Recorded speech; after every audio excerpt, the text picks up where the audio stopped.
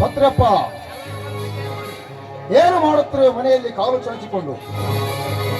ಮುಗಿಯುತ್ತಿಲ್ಲ ನಿನ್ನ ಲೆಕ್ಕಪತ್ರದ ಪರಿಶೀಲನೆ ಕೆಲಸ.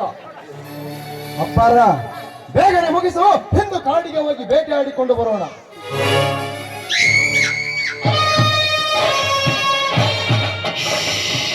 ಬಹಳ ದಿನಗಳಿಂದ ನನ್ನ ಬಂದೂಕು ಜಂಗು ಹಿಡಿದಂತೆ ತೋರುತ್ತಿದೆ. ಇದು ಸ್ವಲ್ಪ ರಕ್ತದ ರುಚಿ ನೋಡಲಿ.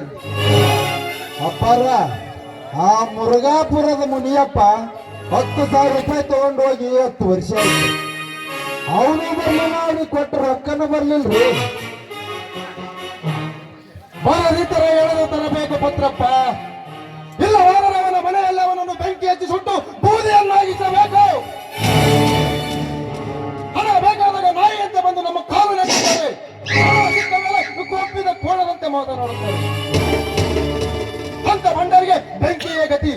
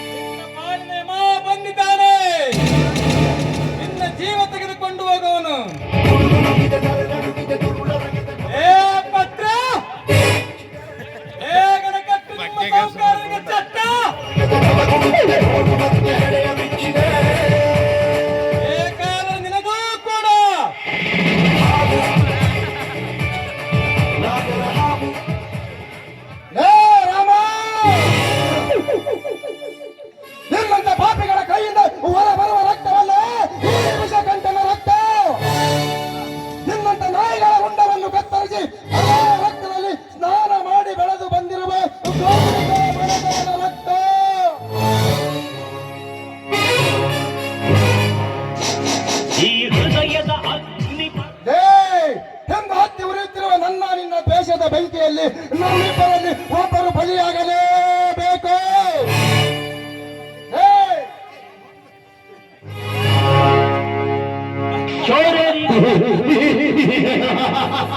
ಮೊದಲು ನನ್ನ ಬಂದೂಕಿನ ಗುಂಡಿಗೆಗೆ ನಿನ್ನನ್ನು ಬಲಿ ಕೊಟ್ಟು ನಂತರ ನಿನ್ನ ಮನೆತನದವರನ್ನು ಒಬ್ಬೊಬ್ಬರನ್ನು ಬಲಿ ತೆಗೆದುಕೊಳ್ಳುತ್ತೇನೆ. ಹಾಗೆ ಮಾಡದ ಹೋದರೆ ನಾನು ಸೂರಪ್ಪ ಗೌಡಸರ ದೇಸಾಯಿಯ ಮಗ ಕಂಠಪ್ಪ ಗೌಡಸರ ದೇಸಾಯಿನ ಅಲ್ಲ.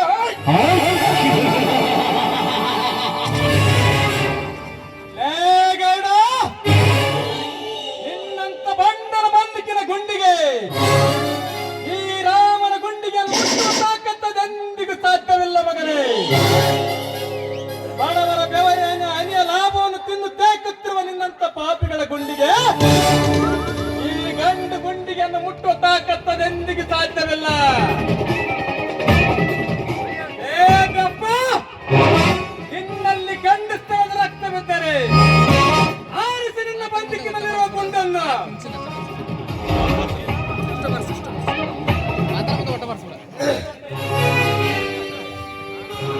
ಹೇ ರಾಮ, ಬಂದಿರುವ ಕೆಲಸ ಏನೆಂದು ಬಗಳಿ ಇಲ್ಲಿಂದ ಕಾಲ್ತೆಗೆ ಮೊದಲು. ಶ್ರೀಮಂತರನ್ನು ಎದುರು ಹಾಕಿಕೊಂಡು ಬದುಕುವುದು ಸುಲಭವಲ್ಲ ಮಗನೇ. ಪತ್ರ ಸುಮ್ಮನೆ ಬಿಟ್ಟುಕೊಳ್ಳುವ ಅಥವಾ ಮೊದಲು ನಿನ್ನ ತಲೆಯನ್ನು ತೆಗೆದು ಬಾಗಿಲಿಗೆ ಕಟ್ಟಿ ಬಿಡಲು.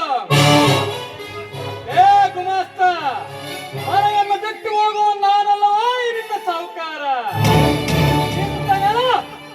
ಉಳಿತ ಮನೆ ನನ್ನಪ್ಪ ಬೆವರು ಸುರಿಸಿ ಗಳಿಸಿದ ಮನೆ. ನಿನ್ನ ಸಾಹುಕಾರನನ್ನು ಕರೆದುಕೊಂಡು ಇಲ್ಲಿಂದ ಕಾಲ ತೆಗೆಯುತ್ತಾರೆ. ನಡೆದಾಡಲು ಕೈ ಕಾಲುಗಳಿಲ್ಲಂತ ಮಾಡಲು ಜೋಕೆ. ಹಂಗಲ್ಲೋ ತಮ್ಮ ರಾಮಣ್ಣ, ನಾ ಹೇಳಿದ್ದ ನನ್ನ ಮಾತು ಕೇಳು ಯಪ್ಪ ಸ್ವಲ್ಪ.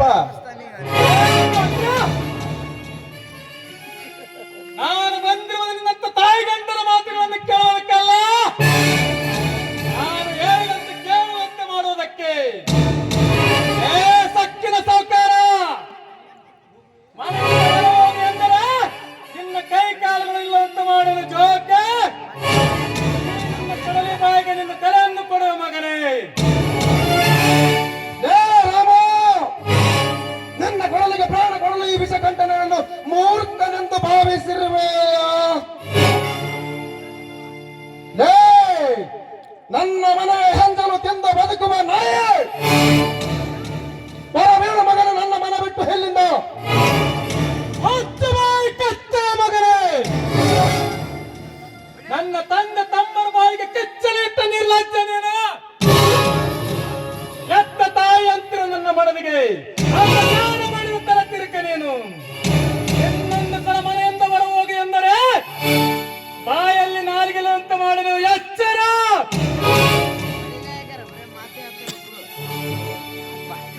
ಏ ರಾಮ, ನೀನು ನಿಂತುಕೊಂಡಿರುವುದು ಯಾರ ಮನೆ ಎಂದು ತಿಳಿದುಕೊಂಡಿರುವೆ? ಈ ವಿಷಕಂಠನ ವಿಷದ ಬಲೆಯಲ್ಲಿ ಎಲ್ಲಿಗೆ ಸಕ್ಕಿನಿಂದ ಬಂದವರ ಮರಳಿ ಹೋದ ಉದಾಹರಣೆಯಲ್ಲಿ ಸ್ವಲ್ಪ ಎಚ್ಚರದಿಂದ ಮಾತನಾಡು ಮಗನೇ, ಎಚ್ಚರದಿಂದ ಮಾತನಾಡು. ಹೊತ್ತು ಬಾಯಿ ಕಚ್ಚ ಮಗನೇ. ಬಡವರ ಗೋರು ಮುರಿದ ದೇಶಸ್ಸು ನಿನ್ನ ಸಂಪತ್ತನ್ನು ಸುಟ್ಟು ಹಾಕಿ ಆ ಸಂಪತ್ತನ್ನು ಬಡವರಿಗೆ ಹಂಚಲು ಬಂದಿರುವ ನಾನು. ಆ ಸಂಪತ್ತನ್ನು ಬಡವರಿಗೆ ಕೊಟ್ಟರೆ ಸರಿ, ಎಲ್ಲರಾದರೂ ಇಲ್ಲಿಯೇ ನಿನ್ನನ್ನು ಸುಟ್ಟು ಅವರ ಕಾಗಿದ ಪತ್ರಗಳನ್ನು ನಿನ್ನ ಹೆಣದ ಮೇಲೆ ಹರಿದು ಹಾಕಿ ಬಡವರ ಸತ್ತನ್ನು ಬಡವರಿಗೆ ಹಂಚಲು ಬಿಡಲಾರೆ ಈ ರಾಮ. ಬಡವರ ಸತ್ತು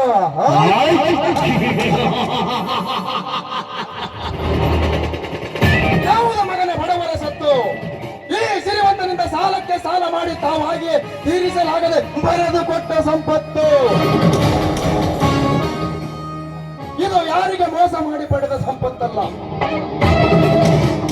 ಏ ಸಕ್ಕಿನ ಸಾಹುಕಾರ, ಬಡವರಿಗೆ ಸಾಲವಾಗಿ ಕೊಟ್ಟು ಬಡ್ಡಿಗೆ ಬಡ್ಡಿಯನ್ನು ಸೇರಿಸಿ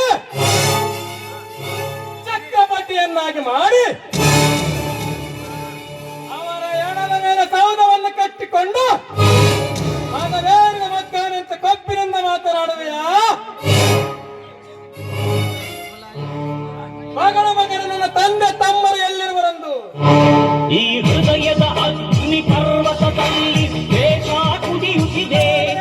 ನಿನ್ನ ಎದೆಯನ್ನು ಸೀಳಿ ಬಿಡುವನು ಈಗಲೇ. ಮಗಳ ಮಗನ ಈಗ ಯಾರು ತಿರುಪಬೇಡ ತಿರುಕರು ಎಂದು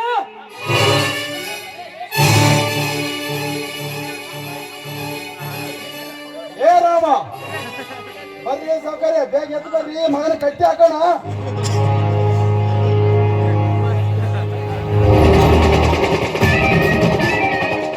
ಯಾರಲ್ಲಿ ಬಂದು ಕಟ್ಟಿ ಹಾಕಿದೆ ಈ ಕೊಟ್ಟಿದ ಕೋಣವನ್ನು ಕಂಬಕ್ಕೆ?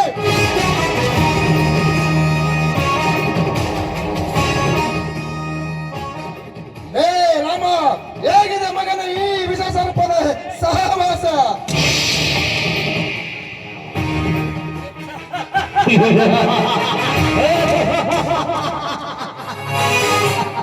ಏ ವಿಷಕಂಠ, ಆ ವಿಷವನ್ನು ವಿಷಕಂಠ, ನೀನು ವಿಷ ತಂಬದ ಸರ್ಪವಾದರೆ ಆ ವಿಷ ಸರ್ಪವನ್ನು ಮೆಟ್ಟಿ ನಿಂತ ಶ್ರೀಕೃಷ್ಣ ಪರಮಾತ್ಮ ನಾನು. ಕಟ್ಟಿದ ಕೈಯನ್ನು ಬಿಚ್ಚಿ ನೋಡು. ಆ ವಿಷದ ಬಲೆಯನ್ನು ಚಿತ್ರವಾಗಿಸಿ ಆ ವಿಷವನ್ನು ನಿನಗೆ ಕುಡಿಸಿದ್ದರೆ ಶಿವರಾಯಪ್ಪನ ಮಗ ರಾಮನೇ ಅಲ್ಲ.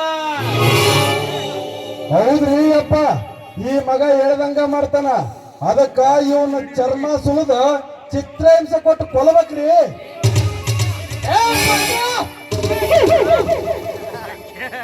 ನೀನೆಷ್ಟು ಚರ್ಮ ಸುಲಿಯುವಂತೆ ಹೊಡೆದ ಕುಕ್ಕನ ಮಗನೇ ಈ ರಾಮನ ದೇಹ. ಈ ರಾಮನ ದೇಹದಲ್ಲಿ ಹರಿತಿರೋದು ಪವಿತ್ರ ತಾಯಿಯ ರಕ್ತ. ನಿಮ್ಮಂತ ಕೊಳಚೆ ನೀರಲ್ಲ. ಯಾರೇ ಮಗನ ರಾಮ, ಅನಂತ ಸೂರ ವೀರರು ಮುಟ್ಟಲಾಗದ ನನ್ನನ್ನ ಯಾಕೆ ನನ್ನ ಮೇಲೆ ಕಾಲಿಡುವ ಸೂಳೆಯ ಮಗನ? ಏ ವಿಷಕಂಠ, ಅನುಭವಿಸು ಮಗನ ಈ ವಿಷಕಂಠನ ಬಾರ್ಕೋಲಿನ ಹೊಡೆತವನ್ನು. ಏ ವಿಷಕಂಠ,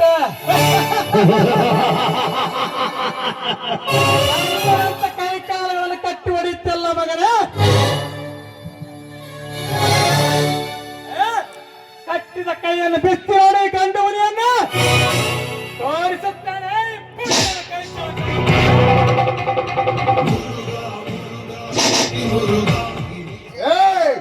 ಏನಲೇ ನನ್ನ ಗಂಡಸ್ತನದ ಬಗ್ಗೆ ಮಾತನಾಡುವ ಸತ್ತಿನ ಮಗನೇ?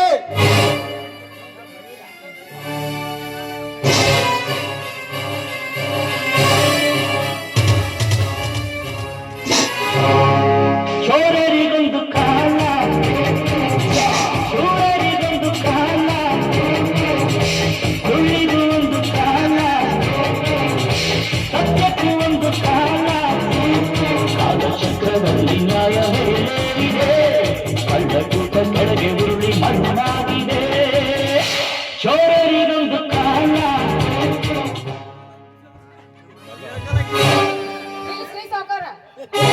ಪಾಪ ಹೊತ್ತು ಸತ್ತಿಗೆನ ಹೋದಿತ್ತದ. ಲೇ ಕಬರ್ಗೇಡಿ, ನಮ್ಮ ಸೌಕಾರ ಮೇಲೆ ಅಂಗಡಿ ಅಷ್ಟು ಸೊಟ್ಟು ಬಂತ ನಿನಗ? ಕೈ ತೆಗಿತು ಚರ್ಮ ಸುಲಿದ. ಏನಿಲ್ಲ ಬಿಡಕ್ ಹಾಯ್ಲಿ, ಯಾಕೆ ಬಿಡಕತ್ತೀರಿ? ಅಲ್ಲಿ ನಿಮ್ ಸಾವುಕಾರ ಶೇಂಗಾ ತುಂಬಿದ ಲಾರಿಗೆ ಬೆಂಕಿ ಬಿದ್ದು 500 ಚೀಲ ಸುಟ್ಟವಂತ. ಅಷ್ಟಲ್ಲ, ಇನ್ನೊಂದ್ ತಾಸು ನೀವು ಇಲ್ಲೇ ನಿಂತ್ರಂದ್ರ ನಿಮ್ ಸಾವುಕಾರ ಮೇಲೆ ಕೂಡ ಬೆಂಕಿ ಬೀಳ್ತತಿ. ಅದನ್ನ ಉಳಿಸ್ಕೋರಿ, ಆಮೇಲೆ ಈ ರಾಮಣ್ಣನ ಸಾಯ್ ಹೊಡ್ಯಾಕಂತ್ರಿ. ನೀನು ಸುಬ್ಬವ, ನಿನ್ನ ಮಾತು ನಿಜವೇ? ಅಕಸ್ಮಾತ್ ನೀನು ಹೇಳಿದ್ದು ಸುಳ್ಳಂದರೆ?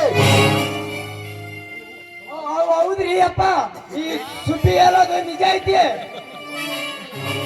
ನಿಲ್ಲಿಸ ಮಗನ ತೊದಲು, ಬೆಂಕಿ ಬೀಳುವವರೆಗೆ ನೀನು ಅಲ್ಲಿ ಹಾಳಾಗಿ ಹೋಗಿದ್ದೆ.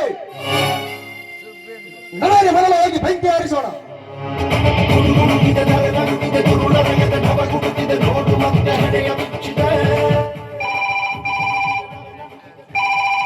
ಹಲೋ ರೀ, ಅಗ್ನಿಶಾಮಕ ದಳದವ್ರೇನ್ರಿ?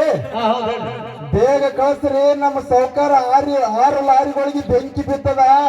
ಸುಟ್ಕೋಂತ ನಮ್ಮ ಕಚ್ಚನೆ ಸರಿ ಮಾಡೈತ್ರಿ. ಬರ್ರಿ ಬೇಗ ಬರ್ರಿ ಅಪ್ಪ.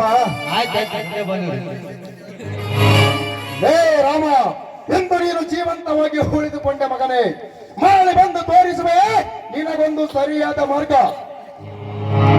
ಹೋಗಿ ಬೆಂಕಿ ಹಾರಿಸೋಣ.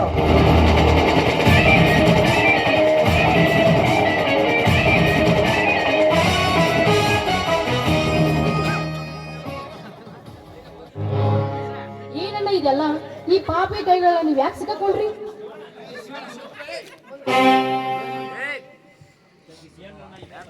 ಸುಬ್ಬವ, ಅವರ ಕೈಗೆ ಸಿಕ್ಕಿ ಹಾಕಿಕೊಳ್ಳಲು ಈ ನಿನ್ನ ಅಣ್ಣ ರಾಮ ಶಂಡನನ್ನು ತಿಳಿದುಕೊಂಡಿರುವೆಯಾ? ಆ ಪಾಪಿ ಗುಮಾಸ್ತ ಮೋಸದಿಂದ ನನ್ನ ಬೆನ್ನಿಗೆ ಹೊತ್ತು ನರಕ್ಕೆ ಕಡಿವೆ ನನ್ನ ಕೈ ಕಾಲನ್ನು ಕಟ್ಟಿ ಹಾಕಿದ್ರಮ್ಮ. ಇಷ್ಟೊತ್ತಿಗಾಗಲ ವಿಷಕಂಠ ಮತ್ತು ನಿನ್ನ ಮಾವನ ಹೆಣಗಳು ಹಟ್ಟಿಯಲ್ಲಿ ಬಿದ್ದು ನಾಯಿನಲ್ಲಿ ಎಳವಾಗುತ್ತಿದ್ದರು. ಇಷ್ಟಕ್ಕೆ ಬಿಡೋದಿಲ್ಲಮ್ಮ ಪಾಪಿಗಳನ್ನು. ನನ್ನ ಸಂಸಾರವನ್ನು ಬೀದಿಗೆ ತಂದಿರುವವರನ್ನು ಮಾಡಲು ಬಿಡಲಾರೆ. ಹೋಗ್ಲಿ ಬಿಡಣ್ಣ, ಆದ್ರೂ ಕಾನೂನು ಕೈಗಳು ತೆಗೆದುಕೊಳ್ಬೇಡ್ರಿ. ಯಾಕಂದ್ರ ಮೊದಲು ಹೋಗಿ ಅಪ್ಪ ಅಣ್ಣ ಅತ್ಕೊಂಡು ಎಲ್ಲಾರು ಹುಡ್ಕೊಂಡು ಬರ್ರಿ. ಸರಿ.